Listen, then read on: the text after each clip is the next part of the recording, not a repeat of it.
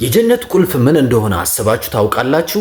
አብዛኛው በዚህ ዘመን የምንገኝ ሙስሊሞች የምንሰተው ታላቅ ሐቅ። አንዴ ነቢዩና ሙሐመድ ሰለላሁ ዐለይሂ ወሰለም ከባልደረቦቻቸው ጋር ተሰብስበው ባሉበት እንዲህ ሲሉ አሉ፣ ወለዚ ነፍሲ ቢየዲህ ላ ተድኹሉል ጀነተ ሐታ ቱእሚኑ ወላ ቱእሚኑ ሐታ ተሓቡ።